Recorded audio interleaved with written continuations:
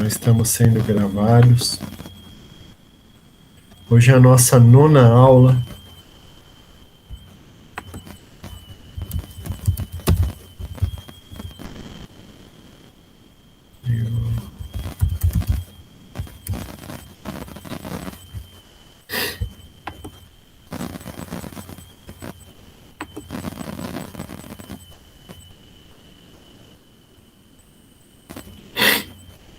Então,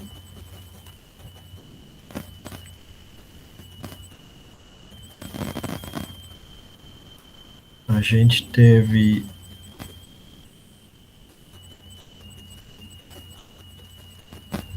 2 semanas em setembro, 3, 4.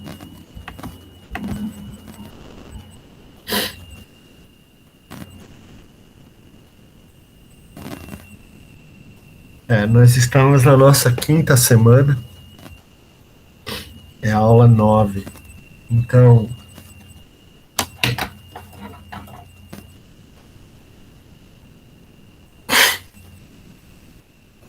a gente vai fazer bastantes exercícios e eu resolvi que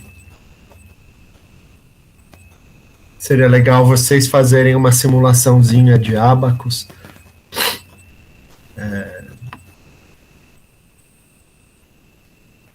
E fazerem um seminário sobre isso. Em princípio, eu acho que seria legal vocês fazerem em dupla. Eu só não sei quantos alunos a gente ainda tem no curso. Eu estou assumindo que a gente tem os 6 que estão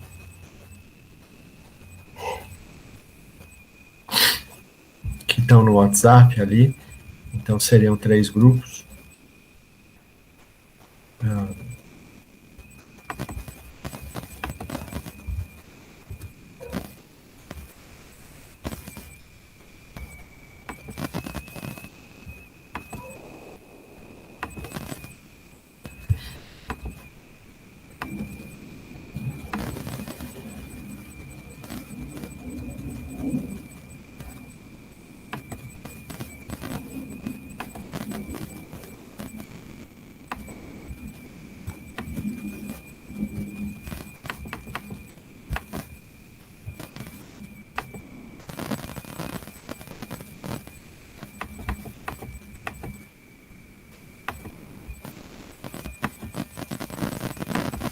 Então, deixa eu compartilhar minha tela com vocês.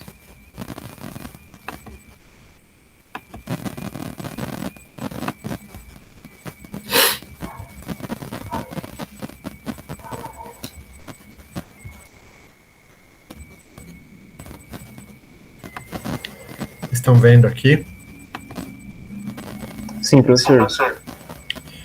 Bom, pessoal, aqui tem diversos vídeos sobre simulações de elementos finitos. Alguns são bastante detalhados e outros não. Outros só mostram a simulação mesmo. Então,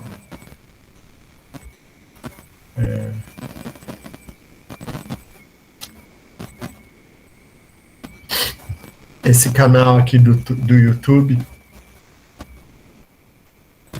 Só um minuto.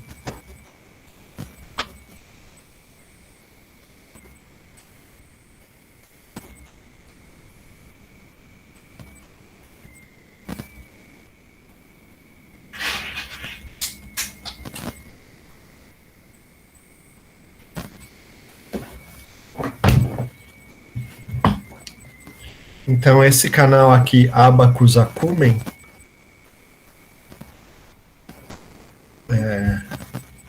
eu vou colocar para vocês no Tidia.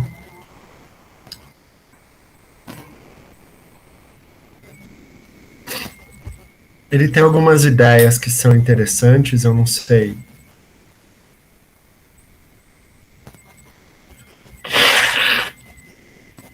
Até que ponto eles são fáceis de reproduzir, mas eu gostaria que vocês dessem uma olhada. Agora, esse outro site aqui, ó, simuleon.com, ele tem aqui vários tutoriais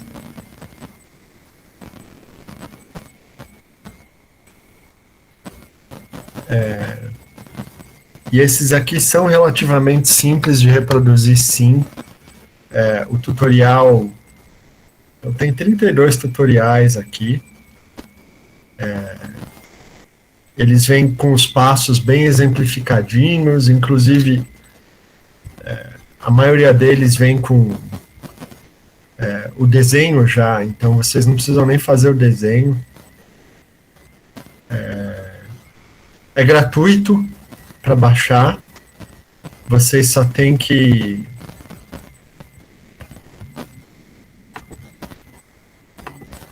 quando você clica aqui, ó, você tem que preencher esse formulário e eles mandam para vocês o PDF e os arquivos. Então, eu vou pedir para vocês começarem a pensar nos tutoriais que vocês gostariam de falar, né? Também não precisa ser isso, né? Vocês podem achar outra coisa e me propor. E assim a gente deixa para o final do curso para vocês fazerem uma apresentaçãozinha descrevendo isso, tá bom? Eu acho que vocês ganham mais fazendo isso do que só assistindo às aulas, né?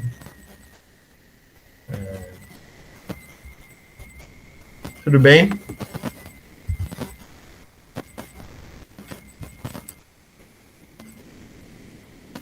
Vocês têm alguma dúvida quanto à lista de exercícios?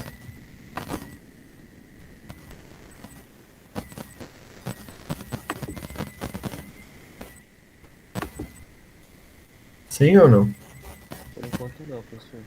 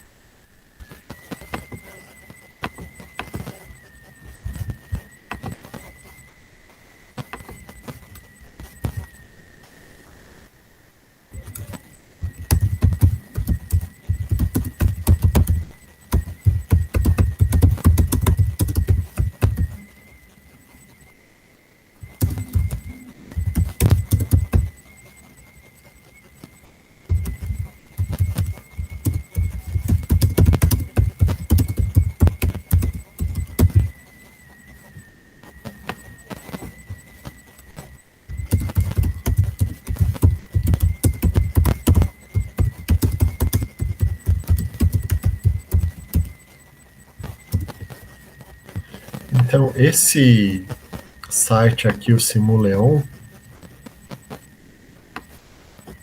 ele é meio difícil de navegar.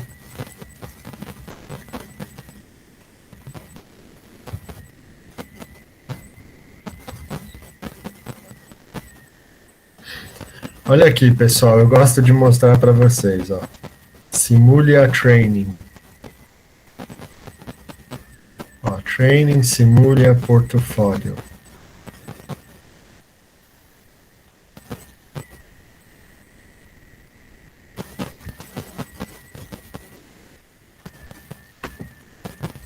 Ó, Introductory Training.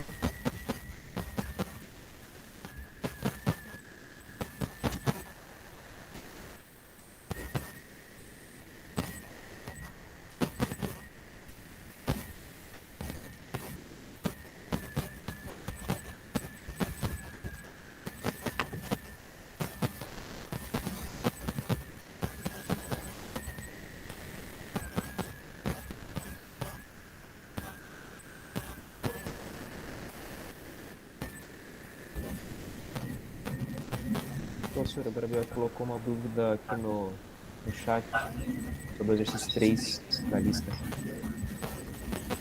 Eu já vou olhar. Bom, esse aqui eu não estou achando.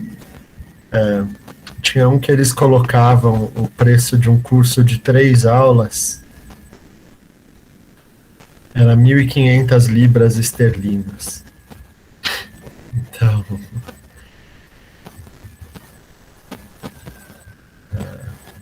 bem, eu estou digredindo aqui. Eles têm uns blogs aqui que tem uns outros tutoriais.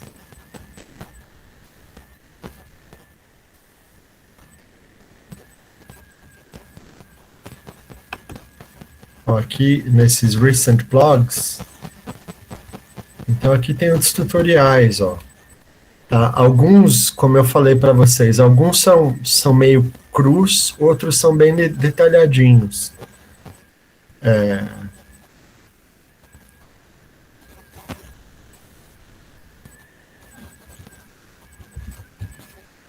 Vocês podem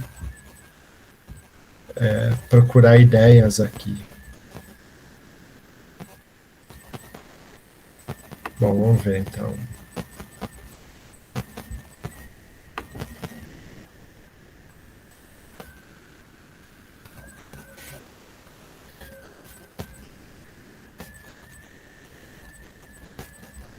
Exercício 3. Deixa eu achar aqui, Gabriel.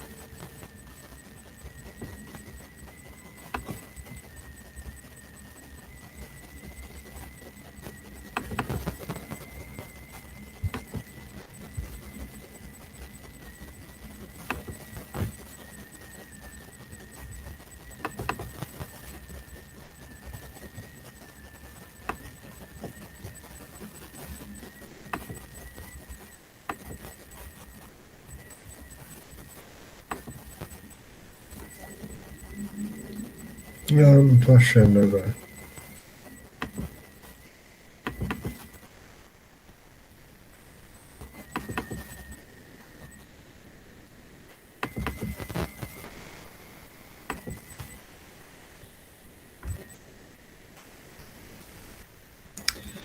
É, tá me ouvindo, Gabriel?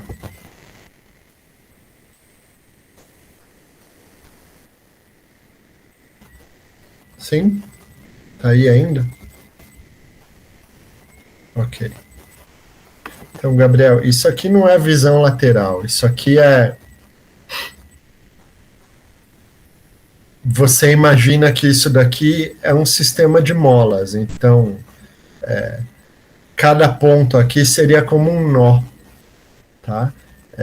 E a constante de mola, obviamente, é proporcional à espessura desses corpos. Então, você teria um elemento aqui, outro aqui e outro aqui.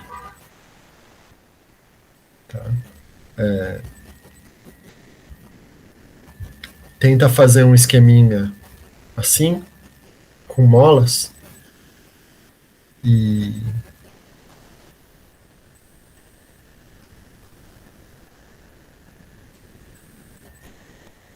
e tenta resolver. Então é só você ver que a constante de mola aqui vai ser proporcional à espessura e a constante elástica aí, né? Da mesma forma que a gente fez ali nos exercícios em aula.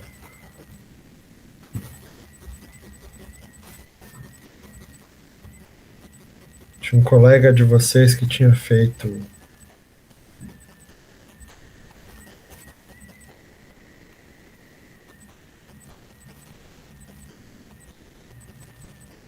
Era o Daniel Alves. Exercício 2. Temos dois nós livres, mas só é conhecida a força atuando em um deles. A força no outro nó livre, assumo que é zero? Sim. Né? Então, se não está explicitado, esse daqui é 50 newtons e esse aqui não existe força externa atuando nele. Né? Claro que quando você puxar esse nó aqui, essa mola vai ser distendida e essa mola aqui vai exercer uma força, então, nesse nó livre aqui. E a outra mola, a mola de constante K, também vai exercer força nesse nó. Então, o fato de não ter força externa no nó não significa que a força no nó é nula.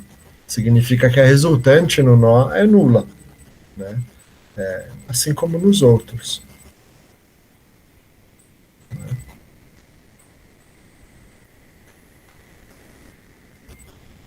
Então, sim, ela é nula. Quando você for construir a matriz de rigidez e as equações, vai deixar zero aí.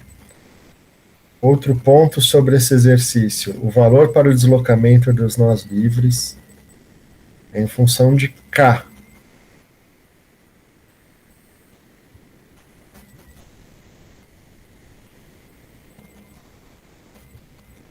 O valor para o deslocamento para os nós livres que eu obtive se dá em função de K. E o valor da força resultante se dá em função de K ao quadrado. Faz sentido isso? Provavelmente não. Né? A constante de mola é proporcional ao K. Eu não lembro agora de cabeça aqui, mas tem alguma coisa errada aí na resolução do Daniel. Né? E o exercício 3, ele pede para eu dar uma dica. A dica é essa: tente desenhar o exercício 3 como isso daqui.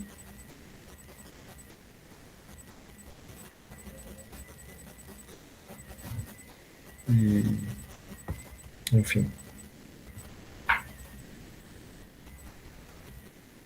Não é muito difícil a partir desse momento. Tá? O que mais? Mais alguma questão?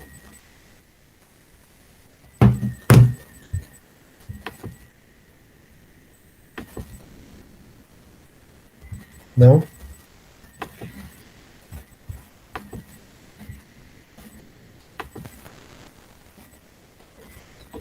Tá, então eu vou dar uma aula curta para vocês hoje.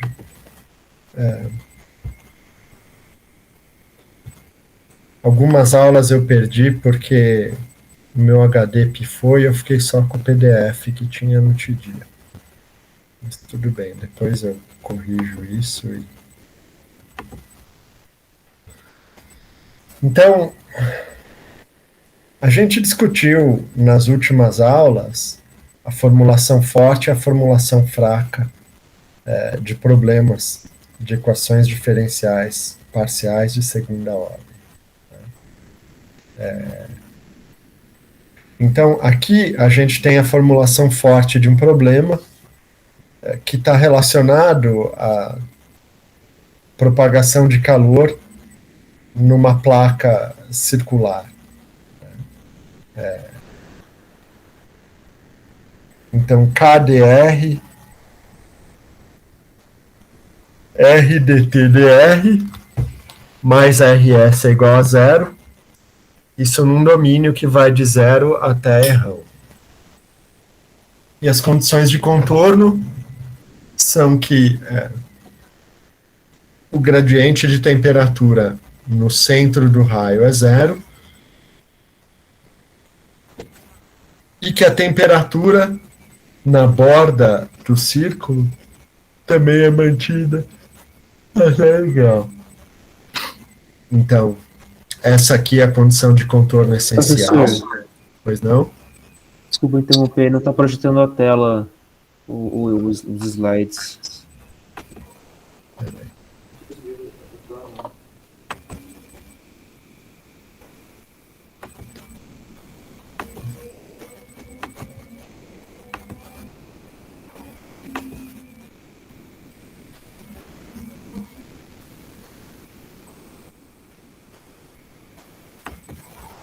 Vocês estão vendo agora?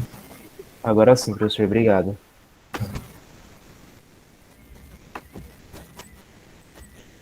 Então, como eu estava falando,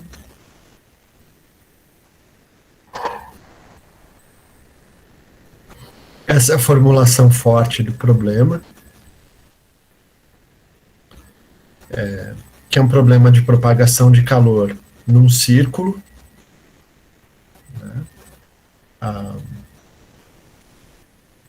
Então, essa é a equação diferencial parcial de segunda ordem, inhomogênea por causa desse termo RS.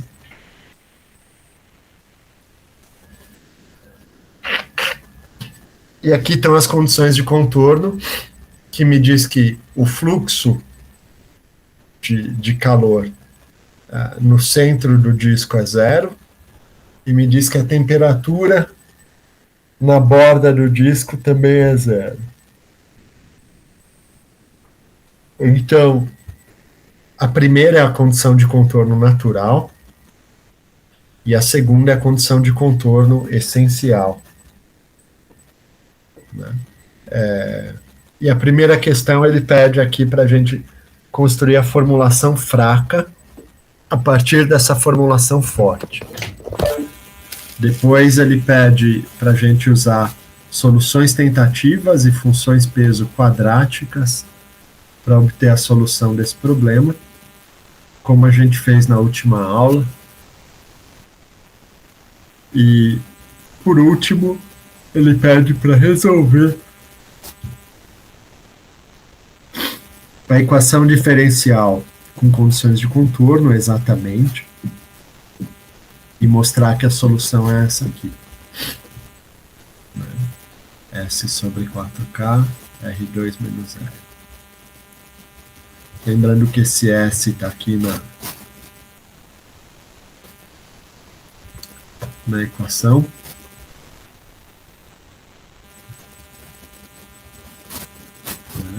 E ele é a fonte de calor por unidade de comprimento radial. Bom, pessoal, então para construir a formulação fraca,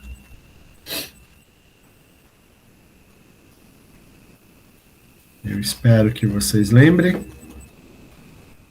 Primeiro a gente multiplica todo mundo pela função auxiliar W e a gente integra no domínio. Aqui a gente vai impor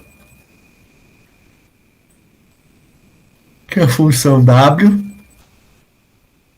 se anula no contorno essencial, né? Então, W de errão é igual a zero.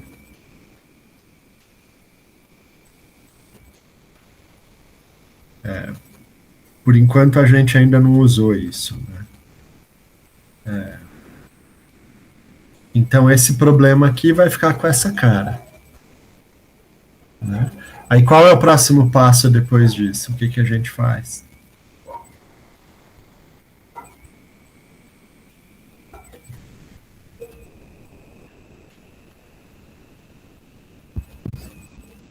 Vocês lembram?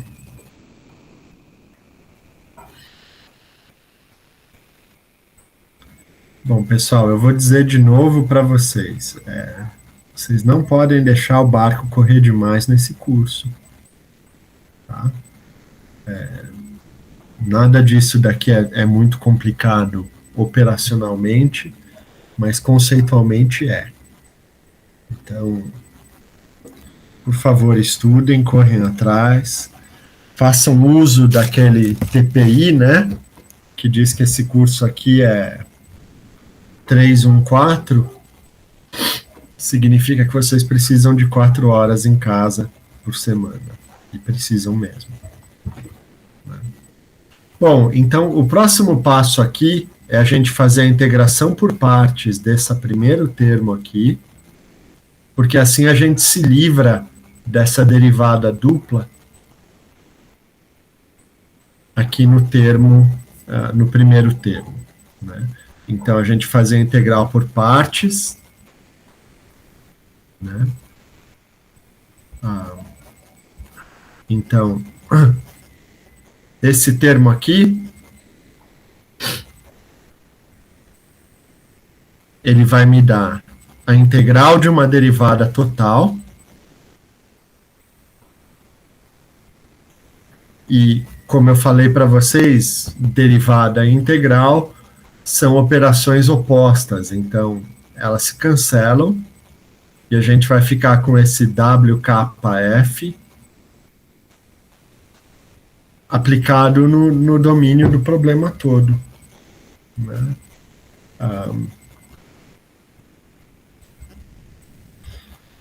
E o segundo termo da integração por partes, então, eu tenho aqui W vezes a derivada de F, então o segundo termo vai ser F vezes a derivada de W.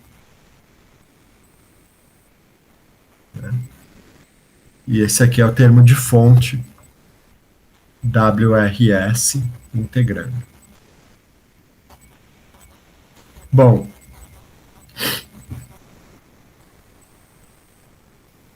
a integral da derivada completa vai dar simplesmente o integrando nos extremos de integração, que é 0 e R.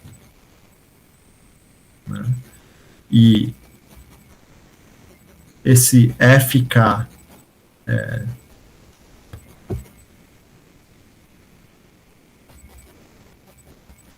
dWdr vai continuar como está e o termo de fonte também continua igual. Só que agora aqui nesse primeiro termo a gente vai usar aqui por imposição o W de errão é 0.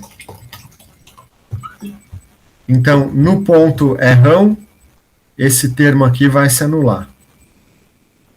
E no ponto x igual a 0,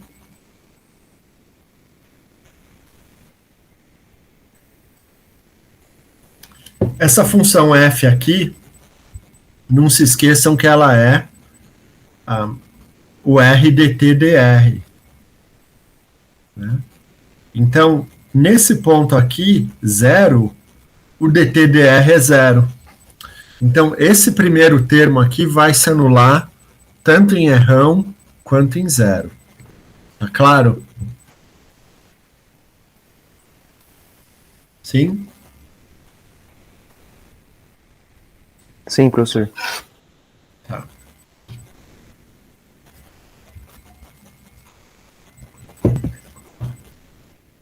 Então, essa equação vai ficar com essa cara aqui. Né? Aqui tinha um sinal de menos. Né?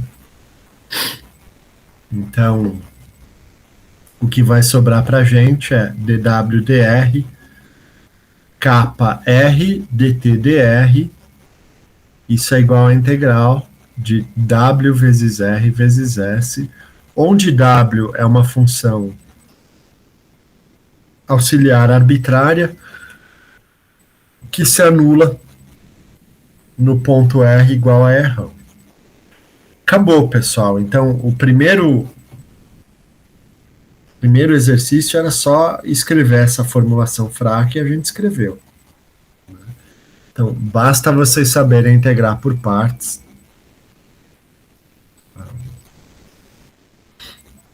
No segundo item,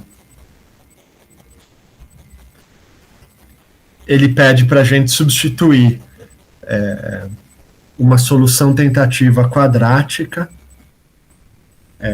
usando o método de Galerkin. Então, tanto a temperatura vai ser um polinômio de segundo grau, como o W também eu vou aproximar por um polinômio de segundo grau. Lembrando que o W de errão tem que ser zero. E a temperatura no extremo errão também é zero. Então, substituindo essas condições aqui nessas equações, a gente vai chegar aqui, o alfa zero vai ter que ser igual a menos alfa 1r menos alfa 2r ao quadrado.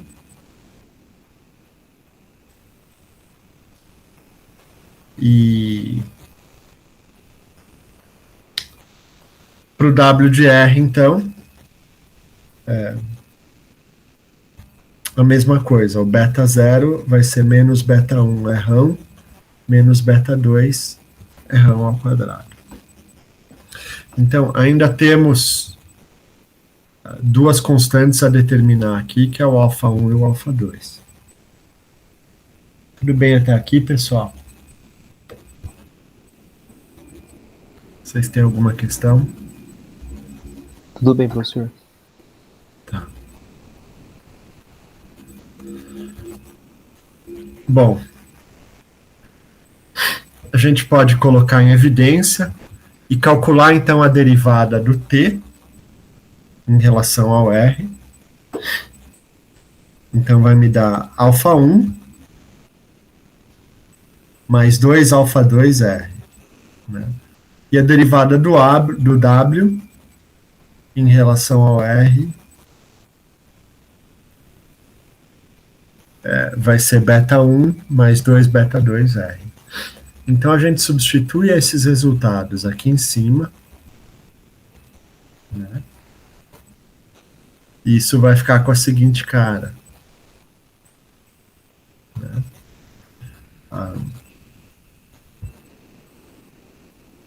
Então, a primeira integral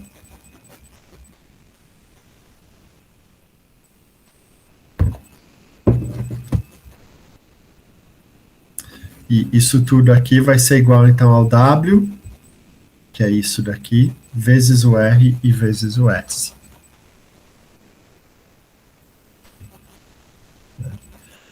De novo, pessoal, eu volto a dizer, eu estou fazendo isso aqui e é tudo muito claro, mas vocês só vão ver mesmo a dificuldade tentando fazer sozinhos. Então, por favor, tentem.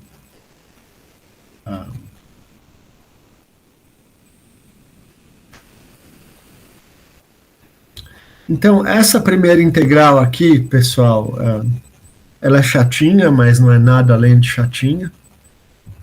Não é propriamente complicada. Então, ele vai ter beta 1 kappa R alfa 1,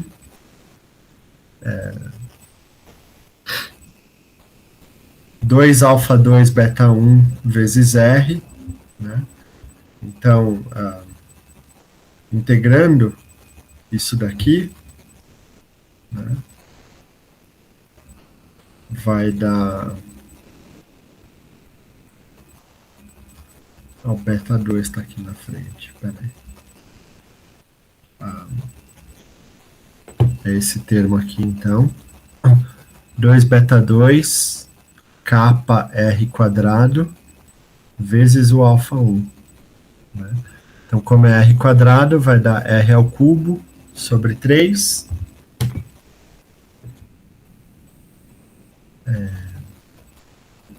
Aqui a gente vai ter, então, alfa 1 beta 1 vezes kappa R.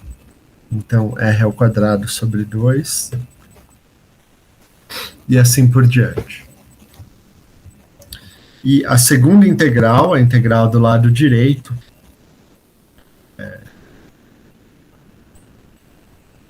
de novo, a gente vai ter um R ao quadrado aqui, aqui um R terceira, e ela vai dar esses resultados aqui. Então agora a gente coloca nessa equação esses resultados, e a gente, como o resultado final não pode depender da função W, né, e a função W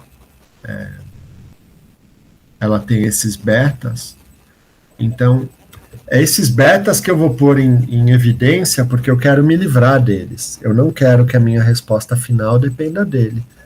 Então, eu tenho essa equação que tem que valer sempre zero, independente do valor de beta 1 ou do valor de beta 2, ou seja, pode chover fogo aí no beta 1 e no beta 2, a minha solução não pode depender deles.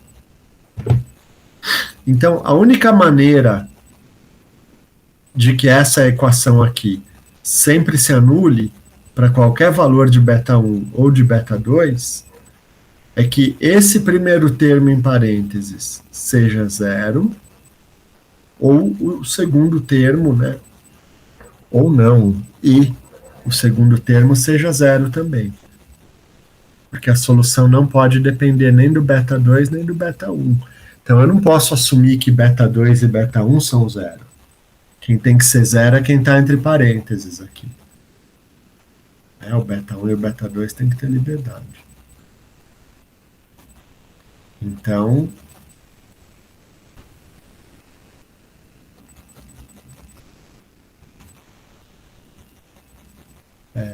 a gente pode fazer o truque que a gente fez na outra aula, escrever isso daqui numa... É um sistema de duas equações acopladas, né? Então, a gente pode escrever como matrizes, né? Então, 1 meio de kappa R vezes alfa 1,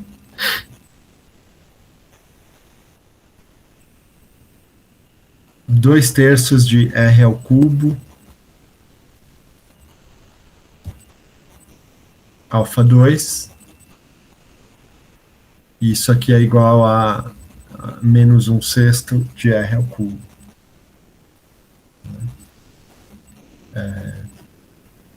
E aqui o segundo, 2 terços de kappa R ao cubo, kappa R ao 4, isso tudo é igual a menos 1 quarto SR4. Então, uma matrizinha 2x2, que vocês já sabem inverter, né? A gente troca os elementos da diagonal principal, a gente inverte o sinal da diagonal secundária, a gente divide pelo determinante, e assim a gente consegue resolver para alfa 1 e alfa 2, e vão ser esses valores aqui. Tá? E a minha resposta não depende do formato específico da função W. Tá claro até aqui, pessoal? Está sim, professor. Ah.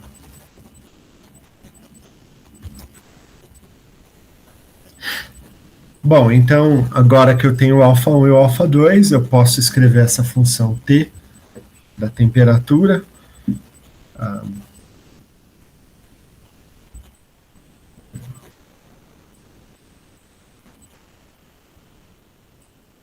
E ela vai ter essa carinha aqui, pouco amigável.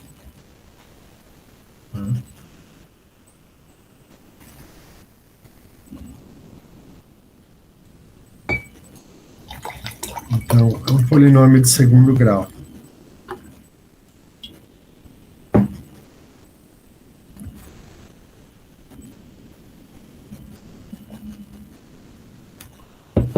O item C, que é para resolver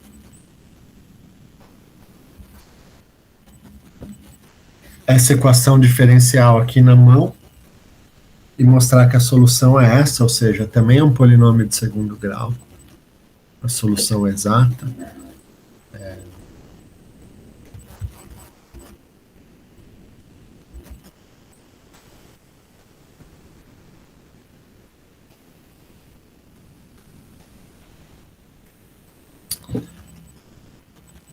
Mas é isso. Eu vou deixar para vocês fazerem, na próxima aula a gente discute.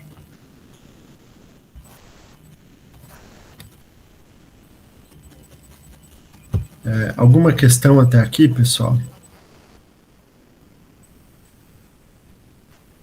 Por enquanto não, professor.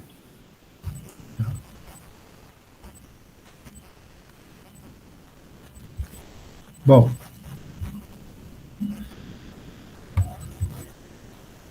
então, pessoal, como vocês já sabem, o método de elementos finitos é um método que se propõe a resolver equações diferenciais parciais de segunda ordem, que tem essa cara aqui, e, para tanto, a gente vai transformar isso na formulação fraca,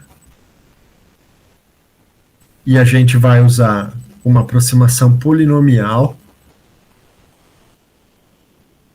para a função que a gente deseja descrever. Então, pode ser a temperatura, pode ser os deslocamentos, né, a deformação do material, pode ser a concentração de partículas.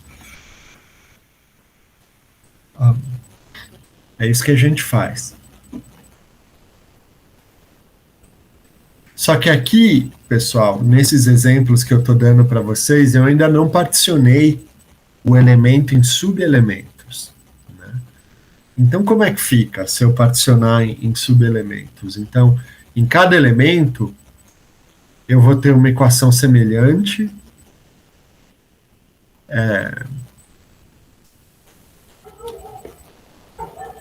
mas com valores diferentes.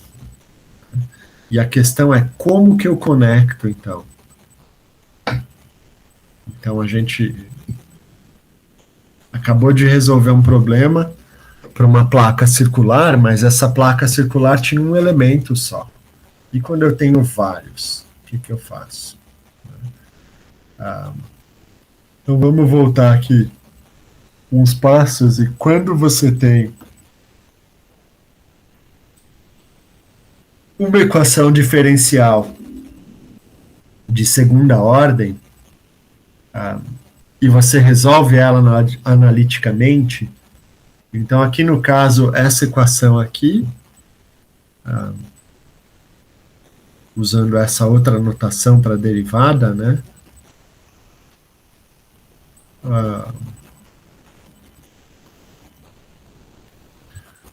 a solução dela é a solução homogênea, mais a solução particular, né? E a solução da homogênea vai dar essa exponencial.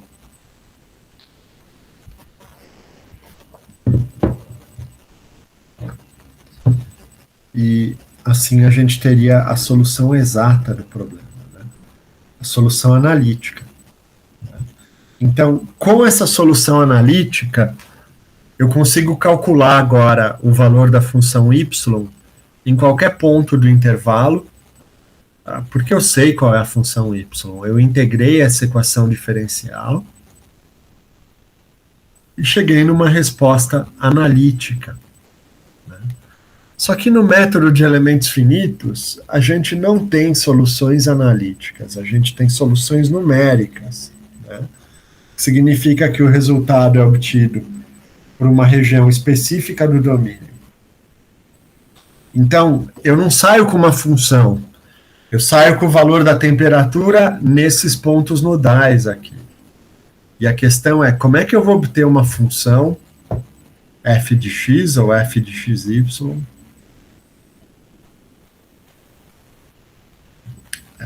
num ponto arbitrário do domínio, sem ter que resolver numericamente as equações nesse ponto. Né? Então, a gente resolveu numericamente em 7 pontos do lago aqui.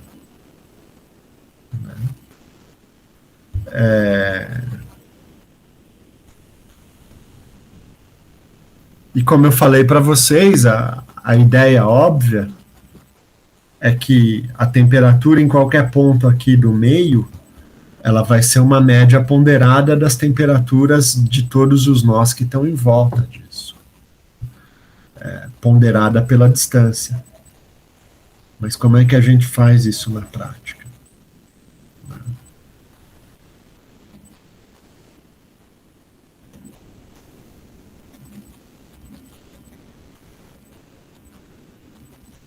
Bom, então vamos pegar aqui uma barra unidimensional, a gente divide ela em dois elementos, 1 e 2.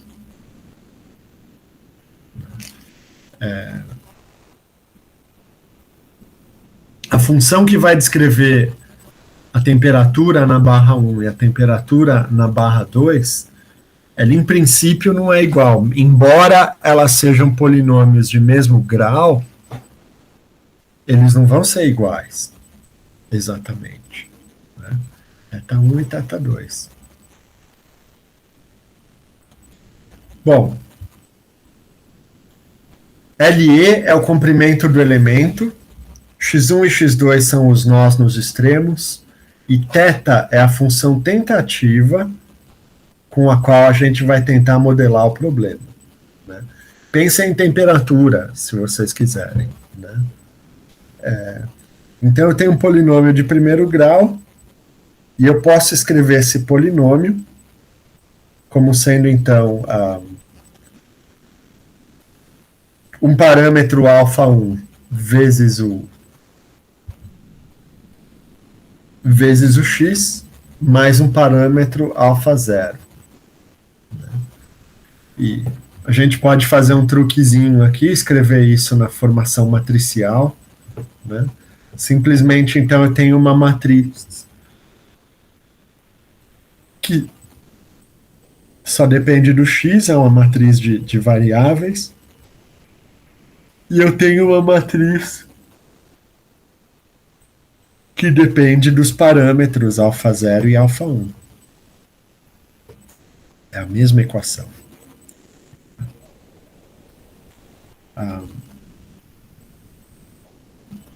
Então vamos dizer que nos pontos nodais eu conheça o valor dessa função θ, porque afinal eu resolvi numericamente em cima dos pontos nodais.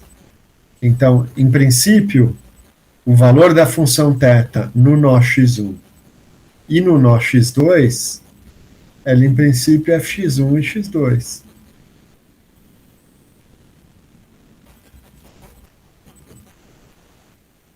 Então, eu não sei quanto vale esse θ1 e esse θ2, mas eu sei que eles são constantes, porque eles são o valor da temperatura ou o valor do deslocamento desses nós aqui.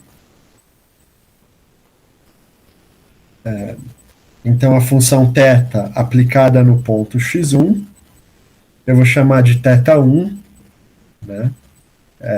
Porque é uma constante, que eu não sei quanto vale, mas eu sei que é uma constante. E a mesma coisa para o θ2. Então, de novo, a gente pode escrever essas duas equações numa notação matricial.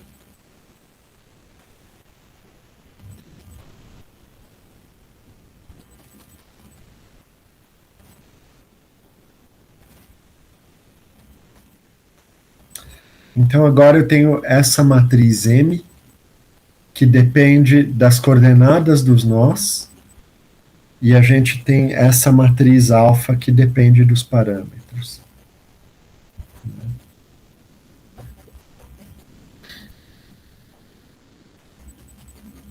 Bom,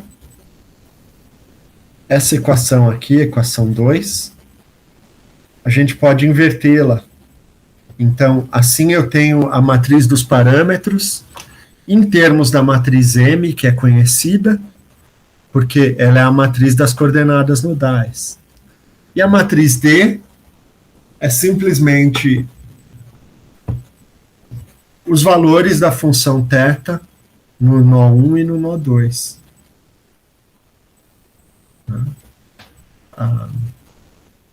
Bom, a gente tinha feito lá atrás, no começo dessa discussão, né, que eu escrevi que a função θ de x seria α0 mais α1 vezes x. A gente escreveu essa função θ nesse formato aqui.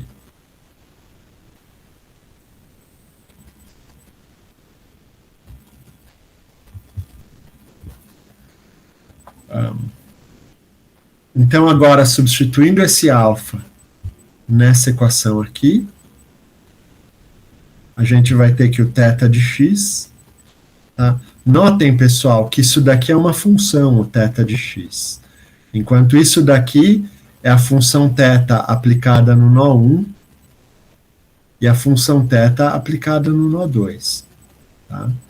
Agora, essa aqui embaixo é uma função. E aqui em cima eu tenho constantes.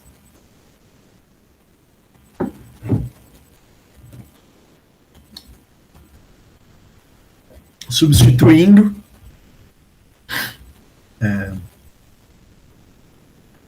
a gente vai ter que essa função θ de x, então vai ser uma matriz NE de x, multiplicando a matriz D, que é a matriz dos valores nodais dessa função tentativa que a gente tem.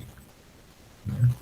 Então, essa matriz NE de x, ela simplesmente é o produto dessa matriz linha P de x com essa matriz 2 por 2, que tem as coordenadas dos nós, né? A inversa dela.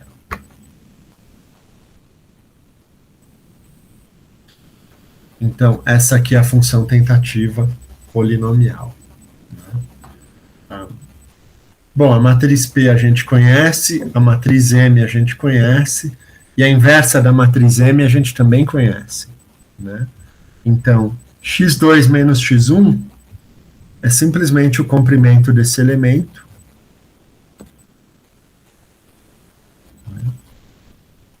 E a gente pode fazer esse produto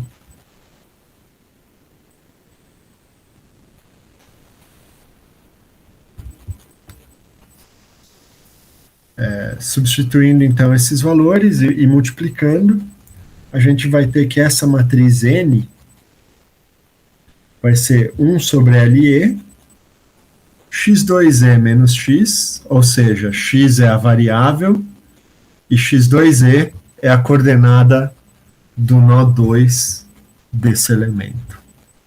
E x menos x1e, onde x1e é a coordenada do primeiro nó desse elemento. Então, essa é a forma dessa matriz N, N de x, né?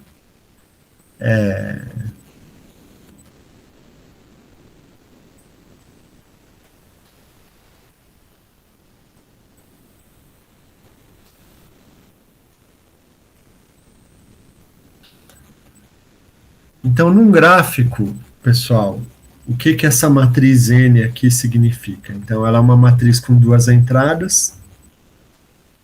Então, o primeiro termo dela, no ponto x igual a x1, então aqui eu vou ter x2 menos x1, e x2 menos x1 é simplesmente o comprimento da barra. Então, essa função vale 1 no ponto x1. E no ponto x2, eu vou ter x2 menos x2, e obviamente então ela se anula. Então isso aqui é um polinômio de primeiro grau, que vale 1 em cima do nó 1 e que vale 0 em cima do nó 2. E a segunda entrada dessa matriz N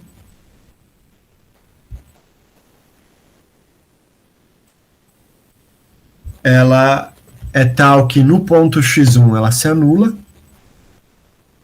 Vou ter x1 menos x1 é 0. E no ponto x2 ela vai ser x2 menos x1,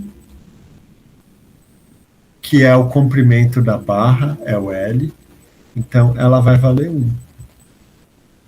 Então aqui estão as propriedades dessa matriz N. Né? E é essa matriz N que a gente chama de interpolador de Lagrange ou função de forma.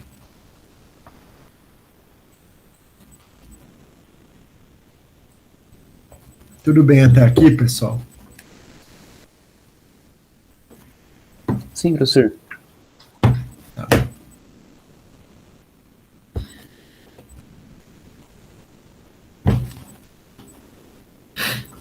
Bom, então, sumarizando aqui, essa matriz N ela vai ter essas propriedades, que a primeira entrada dela vale 1 no nó 1 e 0 nos demais. A segunda entrada dela vale 0 no nó 1 e 1 no nó 2. Se ela tivesse uma terceira entrada, ela ia valer 0 no nó 1 e no nó 2, e ia valer 1 na terceira entrada. E assim por diante. Né? Então, essa matriz ela foi construída fazendo essa multiplicação de matrizes. Né? E agora eu já sei a cara da função que a gente vai usar no método de elementos finitos. Né? Pelo menos quando for aproximação por polinômio de primeiro grau.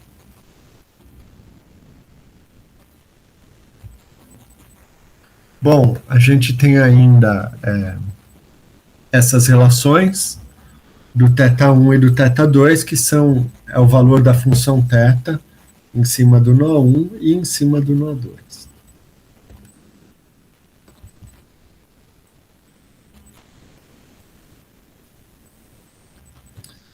Então,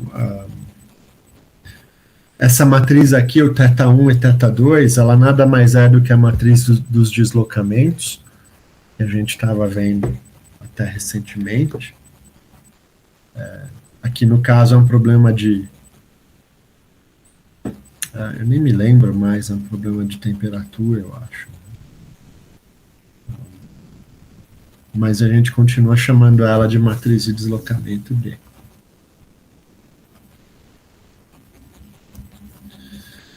Então, agora, pessoal, eu já sei a função que vai descrever a temperatura em qualquer ponto do meu domínio.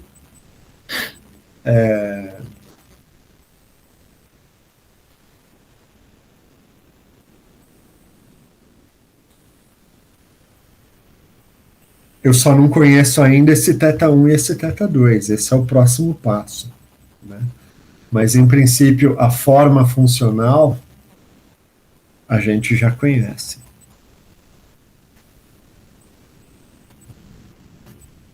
Então, se a gente usar essas propriedades aqui do interpolador de Lagrange, que ele é uma matriz que vai ter tantas entradas quanto houver nós no elemento. Então, nesse caso, eu peguei um elemento de 2 nós, é um elemento linear. Então, portanto, a minha matriz de função de forma, ou interpolador de Lagrange,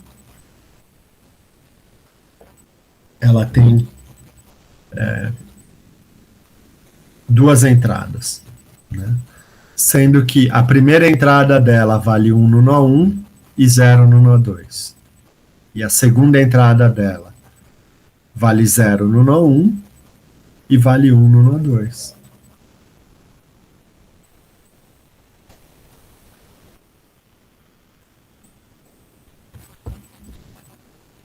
Então, assim a gente pode construir uma função polinomial. E se vocês olharem aqui, olha, quanto mais perto o ponto x que eu tiver interessado tiver do nó 1, maior vai ser o peso do nó 1 do que do nó 2. Se eu tiver no meio, eu vou tirar a média, porque os dois são igualmente equidistantes do ponto que eu estou interessado. E se eu vou mais para perto do nó 2, a temperatura do nó 2 é mais importante para definir o valor da temperatura nesse ponto aqui. Né? Puro bom senso, pessoal.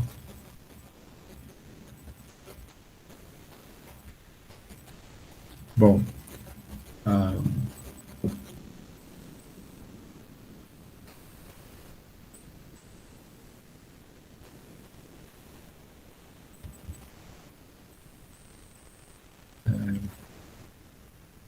então a função de forma fica com essa cara. Desculpa, pessoal, eu realmente não estou passando muito bem. Eu vou concluir isso e na próxima aula a gente retoma.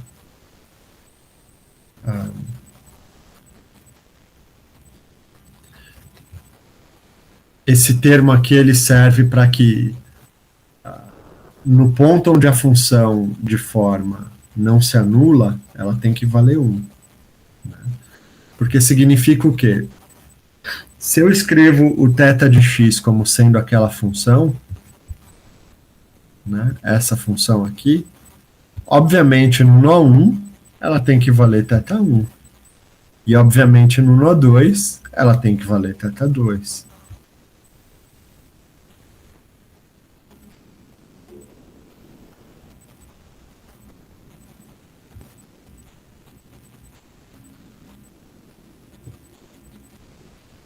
Então, o propósito aqui, pessoal, é que usando essas propriedades da função de forma, que a primeira entrada dela vale 1 no nó 1 e 0 no nó 2, e a segunda entrada dela vale 0 no nó 1 e 1 no nó 2, a gente consegue construir essa função de forma sem ter que fazer aquele produto de matrizes. Simplesmente usando a lógica. Então, eu tenho uma função que no ponto x1 vale 1 e que no ponto x2 vale 0. Se ela tem que valer 0 no ponto x2, então vai ser sempre um x menos x2. Só que como eu quero também que ela valha 1 em cima do nó 1, e eu já sei que ela tem que ter a cara x menos x2, então eu vou dividir ela por x2 menos x1, porque aí no ponto x1 eu vou ter x2 menos x1 dividido por x2 menos x1. Então, essa primeira entrada da função de forma, do interpolador de Lagrange, ele está obedecendo essas duas condições. E isso que importa.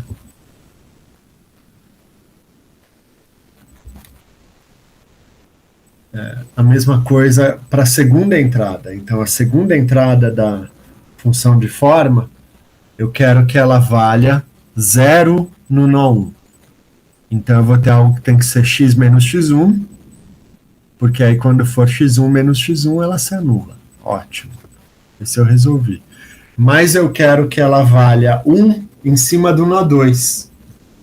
Então, se eu já tenho aqui x menos x1, em cima do nó 2 vai ser x2 menos x1, dividido por x2 menos x1, deu 1.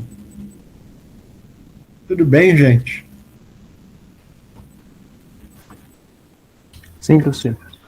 Tá, eu vou voltar a isso na próxima aula.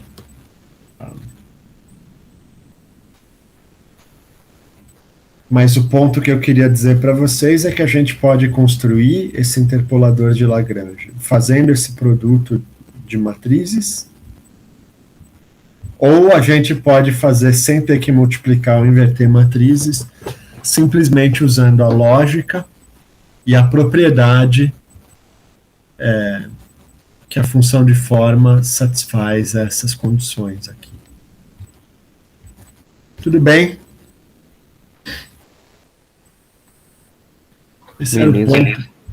Esse era o ponto que eu queria falar hoje para vocês. Na próxima aula eu vou voltar nisso. Eu peço desculpas, eu realmente não estou bem. Mas na terça-feira a gente retoma. Vocês têm alguma pergunta? Não, professor, por enquanto não. É só você que sobrou, né, Gustavo? Gabriel. O Gabriel ele comentou que tava sem energia, que tava pelo celular e que provavelmente ele cairia no meio da aula. Tá bom, Gabriel. Então é isso. Você tem alguma questão ou não? Não, por enquanto não, professor. Tá bom, então. Então boa noite, Gabriel. E É o até. Gustavo. Gustavo, desculpa. Imagina, melhoras, professor. Obrigado, viu? Até a semana que vem. Tchau. Até, professor. Tchau.